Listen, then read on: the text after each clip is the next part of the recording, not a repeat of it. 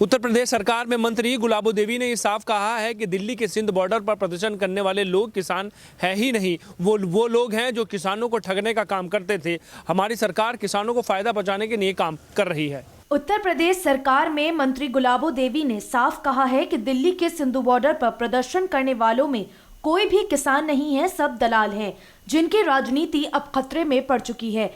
मुरादाबाद के भाजपा के जिला कार्यालय पर पत्रकारों से बात करते हुए मंत्री गुलाबो देवी ने कहा कि ये जो मुद्दा उठाया जा रहा है, ये तो वह लोग मुद्दा उठा रहे हैं जो हमेशा ही किसानों के माल को सस्ते दामों पर खरीदते थे, किसानों को धोखा देते थे। किसानों को जिन्होंने बेरोजगार बना दिया, अब उनकी जेब खाली हो चुकी है, इसीलिए वे प्रदर्शन कर रहे हैं। किसानों को तो टाइम ही नहीं, किसानों के लिए हमारी सरकार ने बहुत काम किए हैं और किसान भी आज कह रहे हैं कि हमें किसी प्रकार की कोई समस्या नहीं है।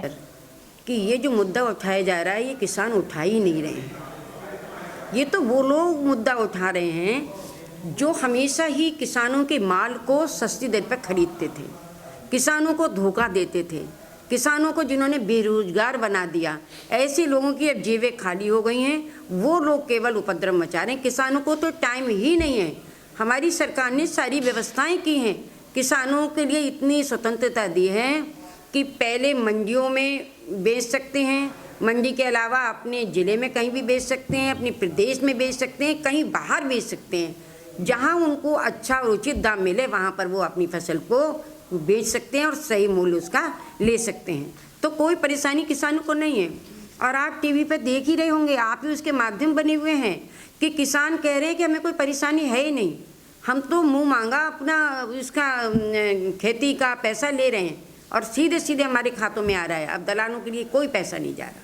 मतलब कुल मिला के जो किसान प्रदर्शन पर बैठे हैं वो किसान नहीं है, वो किसान नहीं है। ये केवल वो विरोधी लोग हैं जो किसानों का ब्लैकमेल करते थे, ऐसे लोग हैं।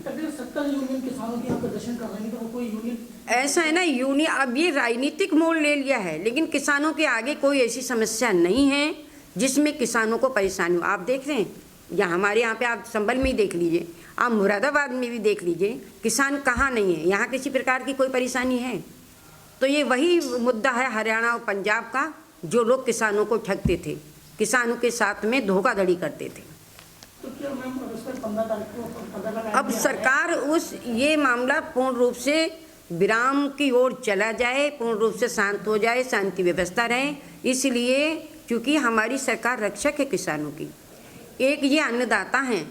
अगर कोई भी किसी प्रकार की परेशानी आती है तो सरकार तो हर समय हर मुद्दे पे बात करने को तैयार हो, लेकिन मुद्दा भी तो हो।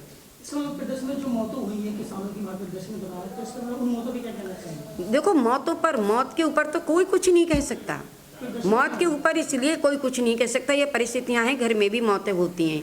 क्या कारण रहे उन मौतों के, इसके बारे में मैं कोई प्रश्न चिन्ह नहीं लगा सकती।